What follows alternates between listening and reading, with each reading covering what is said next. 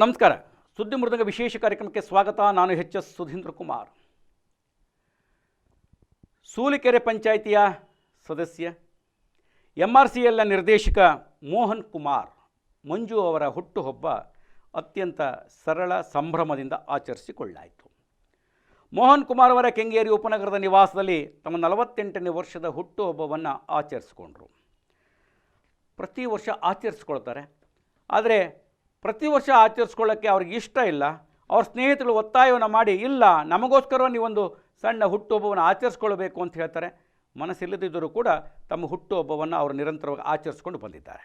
ಇವತ್ತಿನ ಹುಟ್ಟುಹಬ್ಬದೊಳಗೆ ಸೂಲ್ಕೆರೆ ಗ್ರಾಮ ಪಂಚಾಯಿತಿ ಸೇರಿದಂಗೆ ಯಶವಂತಪುರ ವಿಧಾನಸಭಾ ಕ್ಷೇತ್ರದ ಹಲವು ಮುಖಂಡರುಗಳು ಪಕ್ಷಾತೀತವಾಗಿ, ಯಾಕೆ ಅಂತಂದರೆ ಕೇವಲ ಒಂದು ಪಕ್ಷದ ಮುಖಂಡರಲ್ಲ, ಎಲ್ಲ ಪಕ್ಷದ ಮುಖಂಡರುಗಳು, ಆತ್ಮೀಯರು, ಸ್ನೇಹಿತರು ಎಲ್ಲರೂ ಆಗಮಿಸಿ ಅವ್ರಿಗೆ ಶುಭವನ್ನು ಕೋರಿದ್ರು. ಮೋಹನ್ ಕುಮಾರ್ ಅವರು ಅವರ ಪತ್ನಿ ಹಾಗೂ ಅವರ ತಾಯಿಯವರ ಜೊತೆ ನಿಂತು ಕೇಕ್ ಕತ್ತರಿಸುವುದರ ಮೂಲಕವಾಗಿ ಹುಟ್ಟುಹಬ್ಬವನ್ನು ಆಚರಿಸಿಕೊಂಡ್ರು. ಮುಖಂಡರಾಗಿರ್ತಕ್ಕಂಥ ಉಳ್ಳಾಳ್ನ ಮಾಜಿ ಅಧ್ಯಕ್ಷ BJP ಶಶಿಕುಮಾರ್, ಆಂಜನಪ್ಪ, VV ಸತ್ಯನಾರಾಯಣ, ಸುಧೀರ್, ಮಂಜುನಾಥಯ್ಯ, ಸೂಲ್ಕೆರೆ ಪಂಚಾಯಿತಿಯ ಮಾಜಿ ಅಧ್ಯಕ್ಷ ಮಾರೇಗೌಡ, ರಾಮಹಳ್ಳಿಯ ಚೇತನ್ ಗೌಡ, ಮಹೇಶ್, ಹಾಗೆಯೇ MP ಶಿವಸ್ವಾಮಿ ಸೇರಿದಂತೆ ಅನೇಕ ಮುಖಂಡರು ಆಗಮಿಸಿ ಅವರಿಗೆ ಶುಭವನ್ನು ಕೋರಿದ್ರು.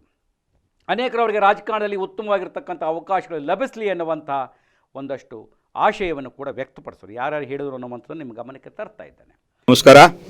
ಇವತ್ತು ನಮ್ಮೆಲ್ಲರ ಆತ್ಮೀಯ ಸ್ನೇಹಿತರು, ನಮ್ಮ ಯಶವಂತಪುರ ಕ್ಷೇತ್ರದ ಯುವ ಮುಖಂಡರಾದಂಥ ಮೋಹನ್ ಕುಮಾರ್ ಅವರ 48ನೇ ವರ್ಷದ ಹುಟ್ಟುಹಬ್ಬವನ್ನು ನಾವು ಇವತ್ತು ಅವರ ಮನೆಯಲ್ಲಿ ಅತ್ಯಂತ ಶ್ರದ್ಧಾಪೂರ್ವಕವಾಗಿ ಆಚರಿಸ್ತಾ ಇದ್ದೀವಿ. ಈ ಸಮಯದಲ್ಲಿ ಮೋಹನ್ ಕುಮಾರ್ ಅವರಿಗೆ ಶ್ರೀ ಮಂಜುನಾಥ ಸ್ವಾಮಿಯ ಸಕಲ ಆಯಸ್ಸು ಆರೋಗ್ಯ ಸೌಭಾಗ್ಯಗಳನ್ನು ಕೊಟ್ಟು ಕಾಪಾಡಿ ಒಳ್ಳೆಯದನ್ನು ಮುಂದಿನ ದಿನಗಳಲ್ಲಿ ಒಳ್ಳೆಯದಾಗಲಿ, ರಾಜಕೀಯವಾಗಿ ಎಲ್ಲದೂ ವಿಧದಲ್ಲೂ ಮೋಹನ್ ಕುಮಾರ್ ಅವರಿಗೆ ಮಂಜುನಾಥ ಒಳ್ಳೇದು ಮಾಡಲಿ ಅಂತ ಹಾರೈಸ್ತೀನಿ. ಏನು ಇವತ್ತು ನಮ್ಮ ಮೋಹನ್ ಕುಮಾರ್ ಅವರ 48ನೇ ವರ್ಷದ ಹುಟ್ಟುಹಬ್ಬದ ಅಂಗವಾಗಿ ಅವರ ನಿವಾಸದಲ್ಲಿ ಸರಳವಾಗಿ ಹಾಗೂ ಅರ್ಥಪೂರ್ಣವಾಗಿ ಹುಟ್ಟುಹಬ್ಬನ ಆಚರಿಸ್ಕೊತಾ ಇದ್ದಾರೆ. ಅವ್ರಿಗೆ ಮೊದಲನೇದಾಗಿ ಹುಟ್ಟುಹಬ್ಬದ ಶುಭಾಶಯವನ್ನು ಕೋರ್ತಾ ಭಗವಂತ ಅವ್ರಿಗೆ ಆಯುಷು ಸೌಭಾಗ್ಯವನ್ನು ಕರುಣಿಸಲಿ ಅಂತ ಕೇಳ್ತಾ, ರಾಜಕಾರಣವಾಗಿ ಅವರು ಉನ್ನತ ಮಟ್ಟವಾಗಿ ಬೆಳೀಲಿ ಅಂತ ಈ ಶುಭ ಸಂದರ್ಭದಲ್ಲಿ ಅವ್ರಿಗೆ ನಾನು ಆಶೀರ್ವದಿಸ್ತೀನಿ. ನಮಸ್ಕಾರ. ಮಂಜು ಅವರಿಗೆ ಹುಟ್ಟುಹಬ್ಬದ ಶುಭಾಶಯ ಕೋರುತ್ತಾ ಮುಂದೆ ಜೀವನದಲ್ಲಿ ಅವರು ಮೇಲ್ಮಟ್ಟದಲ್ಲಿ ಬರಲಿ ಅಂತ ನಾನು ಆ ದೇವರಲ್ಲಿ ಪ್ರಾರ್ಥಿಸ್ತೇನೆ. ಮತ್ತು ನಾನು ಅವರು 5 ವರ್ಷ ಸೂಲ್ಕೆರೆ ಗ್ರಾಮ ಪಂಚಾಯತಿಲಿ ಒಟ್ಟಾಗಿ ತುಂಬ ಕೆಲಸ ಮಾಡಿದ್ದಾರೆ. ಇಂಥ ವ್ಯಕ್ತಿಗಳು ಸಮಾಜಕ್ಕೆ ಬೇಕು. ಇನ್ನು ಇವ್ರಿಗೆ ದೇವರು ಆಯುಷ ಆರೋಗ್ಯ ಕೊಟ್ಟು ಹೆಚ್ಚಿನ ರೀತಿಯಲ್ಲಿ ಬೆಳವಣಿಗೆ ಆಗಲಿ ಅಂತ ಆಶಿಸ್ತೀನಿ. ಎಲ್ರಿಗೂ ನನ್ನ ಆತ್ಮೀಯ ಮಿತ್ರರು ಆದಂಥ ಶ್ರೀಯುತ ಮೋಹನ್ ಕುಮಾರ್ ಅವರು ಈ ಕೆಂಗೇರಿ ಉಪನಗರದಲ್ಲಿ ಅವರ ನಿವಾಸದಲ್ಲಿ ಇವತ್ತು ಭಾಳ ವಿಜೃಂಭಣೆಯಿಂದ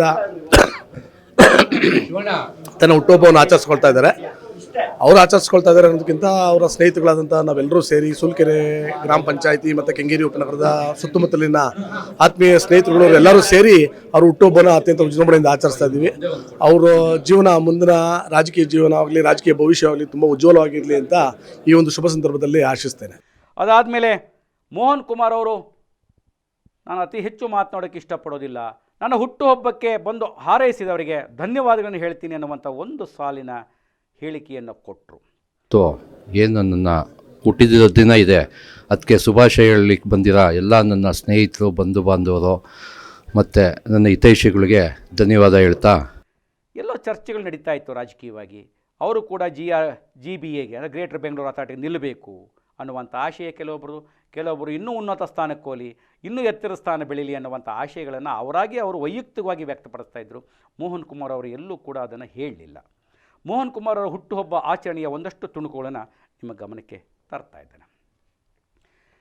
ಗ್ರೇಟರ್ ಬೆಂಗಳೂರು ಅಥಾರಿಟಿ ಮಧ್ಯದಲ್ಲಿ ಪ್ರಸ್ತಾಪ ಆಗಿದ್ದಕ್ಕೆ ಹೇಳ್ತಾ ಇದ್ದೇವೆ.